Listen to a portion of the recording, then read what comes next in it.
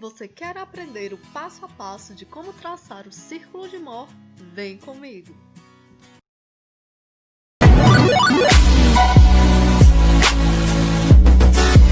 Continuando aqui a questão do vídeo passado, antes da gente traçar o círculo de Mohr, a gente tem que entender o estado plano de tensões. Então, para isso, a gente vai analisar esses três esquemas aqui. Primeiramente, esse daqui, que a gente viu no vídeo passado. Aqui estão representados um corte que foi feito na seção da viga. E aqui uma força normal, esforço cisalhante ou cortante e o momento fletor. Como vimos no vídeo passado, o momento fletor e a força normal, esforço normal, eles vão causar uma tensão normal na estrutura. Já o esforço cortante ou cisalhante, ele vai causar uma tensão cisalhante nessa estrutura. Então, nós temos que analisar a posição em que essa força cisalhante foi adotada. No caso, eu adotei aqui com a setinha para cima. E, como vimos no vídeo passado, quando a gente foi fazer o cálculo, esse esforço cortante, ele deu positivo. Então, isso indica que o sentido que eu adotei aqui nessa figura está certo. Se tivesse dado negativo, então estava errado, aí eu teria que alterar, eu teria que inverter o sentido, então seria para baixo. Mas como está positivo, então o sentido é para cima. E esse corte eu fiz na esquerda, então tendo isso em mente. Essa seta vai ser para cima, porque aqui deu positivo. E esse corte na figura para descobrir os esforços internos eu fiz na esquerda. Então, pessoal, tendo isso em mente, que é a questão do vídeo anterior, que eu vou deixar nos cards. Tendo isso em mente, nós vamos analisar aqui essas duas convenções. Essas duas convenções são para são para tensões cisalhantes, certo? Então, essa convenção aqui indica que a tensão cisalhante agindo na peça é negativa e essa convenção indica que é positiva. Então, pessoal, como eu disse, essa seta para cima que foi adotada nessa questão, ela está correta. Eu não vou precisar inverter a seta. Por quê? Porque o esforço cortante deu positivo. Então, o sentido que eu adotei é certo. E para achar os esforços internos dessa peça, eu fiz o corte na esquerda. Se eu fiz o corte na esquerda, então essa seta está representada nessa figura na esquerda. Então, seria qual dessas setas? Essa representação dessa convenção ou dessa? Dessa, não é? Aqui o corte na esquerda e a seta para cima. Pessoal, toda vez quando a gente for analisar dentro do estado plano de tensões, o sinal da tensão cisalhante, a gente tem que analisar isso. Onde foi feito o corte dos esforços internos, se essa seta é para cima ou é para baixo, de acordo com o cálculo que a gente fez, se não vai ter que mudar e tudo. Então, de acordo com essa convenção, a gente tem aqui que essa seta da esquerda é para cima. Então, sempre vai ser negativo, sempre vão ser negativos as tensões cisalhantes que vão ter aqui as pontas da seta, dessas setas viradas para essa parte superior esquerda e inferior direita. E positivo quando a seta estiver virada para o superior direita e inferior esquerda. Isso daqui é uma convenção. E pode ser que alguns livros ou alguns professores possam mudar essa convenção. Então, vocês têm que estar atentos a isso. Mas na maior parte das vezes é essa a convenção adotada, certo? Então, vamos aqui. De acordo com os resultados que a gente achou aqui também, né, no vídeo passado, da tensão normal, que deu aproximadamente 148,3, e da tensão de cisalhamento, que é 15,09, aqui está positivo, né? Mas de acordo com a convenção aqui vai ser o quê? Vai ser negativo, né? Então a gente vai aqui analisar esses valores. Tensão normal em X, 148,3 MPa, né? Como a gente viu aqui. Por que foi em X? Porque aqui o momento de inércia que a gente pegou foi em X. Então essa tensão normal que a gente calculou é tensão em X, ok? Então essa tensão de cisalhamento, como a gente viu, é negativa. E o valor em módulo seria de 15,09 MPa. Só porque eu vou representar aqui negativo de acordo com a convenção. Essa tensão normal em Y vai ser 0 MPa, como a gente representou, né? Então, como é que vai ficar a representação? O estado plano de tensões, no estado mais genérico, né, que a gente vai representar antes de traçar o círculo de Mohr. Para traçar o círculo de Mohr, na verdade, vai ser esse daqui. Tensão normal em Y, eu não representei. Tensão normal em X é uma tensão positiva, por isso que aqui, ó, tá no eixo X e tá saindo, porque é de tração, é uma tensão normal de tração. Ela tá saindo, tá com as pontas opostas. Se tivesse entrando na peça, seria negativa aqui no sinal e seria de compressão. Mas como tá saindo, essas setas estão saindo dessa peça, então são tensões normais de tração em X, que é 148,3 MPa.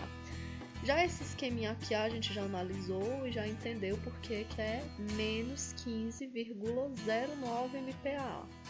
Que eu botei 15,09 MPa porque aqui o esquema já está indicando que é negativo, né? Lembrem-se, quando as setinhas estiverem se encontrando aqui no canto superior esquerdo e no canto inferior direito, então isso indica que a tensão cisalhante é negativa. Se fosse o contrário, seria positiva. Então, agora nós vamos poder traçar o nosso círculo de Mohr. Como é que a gente vai fazer isso? Primeiramente, a gente tem que ter em mente que o centro do nosso círculo de Mohr, ele vai ser calculado pela média das tensões normais. Uma das tensões normais, a tensão em X, não é 148,3 mais 0, que é a tensão em Y. Aí faz esse somatório, divide por 2 e a gente tem a tensão média. Então, essa tensão normal vai ser o nosso eixo X, o eixo das abscissas. A tensão cisalhante a gente vai adotar como sendo o Y, ou eixo das ordenadas. Então, para o nosso centro, a gente sempre vai adotar como o eixo das ordenadas, ou cisalhante, sendo como 0. Então, a gente vai adotar 0. Então, o X, o nosso X do centro, a gente vai adotar como sendo a nossa tensão normal média. Então, a gente faz a média da tensão em X e tensão em Y. Aí a gente encontrou aqui, de acordo com essas tensões, 74,15 MPa. Então, a gente já tem um centro do nosso círculo, bem aqui. Aqui está em 0 em Y, quer dizer que é o eixo das ordenadas, que é o da tensão cisalhante. Aqui em X, que a gente vai representar como sendo o eixo das tensões normais. Aqui a gente encontrou o quê? 74,15, né? Então, esse ponto aqui do centro vai ser 74,15, que é a tensão normal média, e 0,0, né? Que é 0 em relação às ordenadas. Então, a gente também vai ter que traçar uma linha de referência CA, que é do centro para um determinado ponto A. Então, pessoal, para traçar essa linha de referência, a gente já tem aqui o centro, né? O ponto do centro, que no caso é 74,15, ponto, 0. O ponto aqui em X é 74,15 e Y é 0. Então, pessoal, essa linha de referência, ela vai ser a tensão em X e a tensão normal em X, vírgula, a tensão cisalhante de XY. A tensão normal em X está representando o eixo em X, tensão cisalhante está representando o eixo Y, né? O eixo das ordenadas. Então, esse ponto A sempre vai ser essa formulação aqui. Então, qual é a tensão em X que a gente tem? Tá aqui, né? A gente sempre tem que ficar olhando para esses valorinhos aqui que a gente traçou no plano de tensões para nos auxiliar a traçar o círculo de Mohr, certo? Então, aqui a gente tem tensão normal em X, 148,3, tensão cisalhante XY, menos 15,09. Então, a gente marca esse pontinho A, e aí, a partir dessa marcação desse ponto A, determinação, ó, a gente já tem dois pontos. A gente tem um ponto do centro e a gente tem o ponto A. Então, a gente pode traçar a linha de referência CA. Por que ela é conhecida como linha de referência? No próximo vídeo, a gente vai ver como a gente vai achar as direções, os ângulos para a gente traçar o plano de tensões principais a partir do círculo de Mohr. Mas nesse a gente vai continuar aqui construindo o círculo de Mohr. Então vamos lá, pessoal. Então a gente já tem aqui o ponto A, aqui seria o ponto A, aqui o centro, aqui o A. Então aqui seria a nossa linha de referência CA. Essa linha de referência, aqui nosso ponto A, ele está representado aqui, ó, 148,3 e aqui 15,09. Aliás, menos 15,09. Assim, pessoal, outro detalhe. Eu adotei aqui, assim como muitos professores ou livros adotam, esse eixo, essa parte direita do eixo da tensão normal, eu adotei como positivo. E essa parte de baixo do eixo da tensão cisalhante eu adotei como positivo. Então essa parte superior é negativa e essa parte esquerda é negativa, certo? Então por isso que eu representei aqui esse 15, esse ponto A.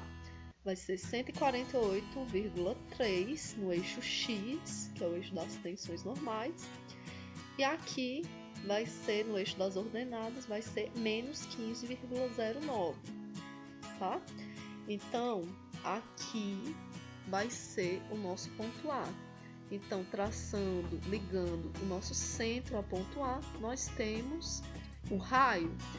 Eu fiz aqui no AutoCAD esses desenhos dessa questão, só porque com certeza vocês vão fazer manualmente. Se vocês forem fazer manualmente, depois de traçar esses eixos, claro que em escala, o máximo de escala que vocês puderem usar, de preferência usar um escalímetro, vocês podem traçar aqui o eixo, os dois eixos, aí depois vocês marcam de acordo com a escala que vocês estão usando. Vocês marcam aqui o ponto do centro que vocês encontraram, que é a tensão média normal, vírgula 0.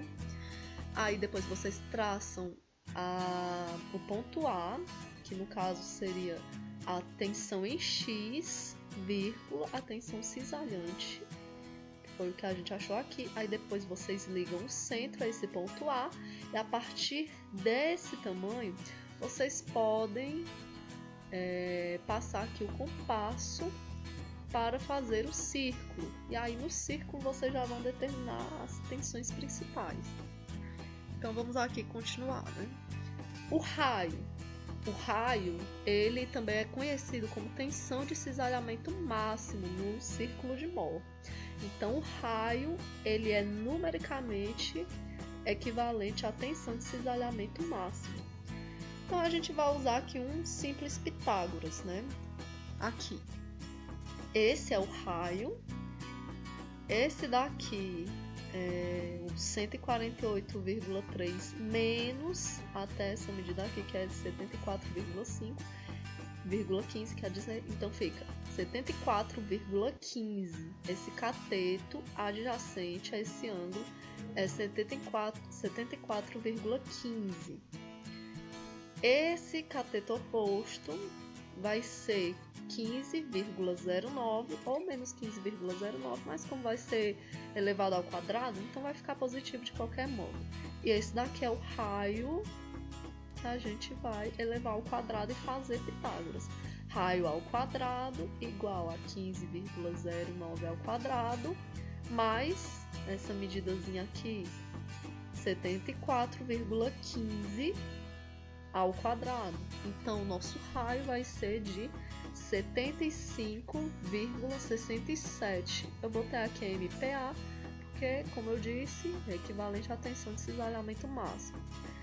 Então, é 75,67 MPa a nossa tensão de cisalhamento máximo. Então, a gente já conseguiu uma coisa aqui no círculo de Mohs. E agora, a outra coisa que a gente conseguiu na hora que foi traçar isso daqui com o compasso, né? Botando aqui a pontinha no centro, a pontinha de ferro do compasso no centro, e botando aqui a pontinha aqui a outra ponta do compasso aqui, traçando no ponto A e traçando esse círculo, a gente conseguiu outras duas tensões. Essa tensão aqui da direita, que vai ser a tensão 1, tensão principal normal 1, que bateu aqui no ponto de 149,8 MPa, e a tensão normal 2, que bateu no ponto 1,52 MPa, na verdade menos 1, né? Vocês podem ver aqui que está já na parte negativa, né, do eixo X. Pessoal, eu não fiz isso daqui simplesmente por proporção, né? Achar essas tensões, até mesmo porque vocês vão fazer de forma manual e pode dar algum problema, pode dar alguma diferença relativamente significativa. Então, como é que a gente faz isso? Essa medida é do raio, essa medida é do raio, essa daqui é a medida da tensão média. Então, como é que a gente faz? Para achar a medida da tensão 1, nesse caso, a gente vai somar aqui, que o zero, aqui soma aqui 74,15, que é essa distância, mais quem? Mais o raio. O raio vai ser 75,67. Então, 74,15 mais 75,67 vai dar 149,8 MPa. Vocês têm que analisar a figura. Não é questão de ficar decorando só fórmula, certo? Analisar a figura do círculo de Mohs. Então, a gente achou aqui a tensão normal 1, tensão normal principal 1, que a gente vai somar a tensão média mais o raio. Aí, nesse caso aqui, para achar a tensão 2, a gente vai pegar o quê? A gente vai pegar, olha, o raio, que é essa parte toda aqui, e tirar essa outra, que é a tensão média.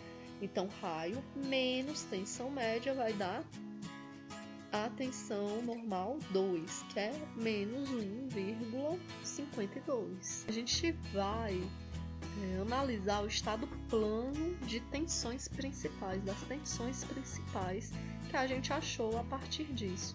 Inclusive, vamos analisar essas direções desses ângulos. O ângulo 2θp1, 2θp2 e 2θs. Mas isso vai ficar para o próximo vídeo.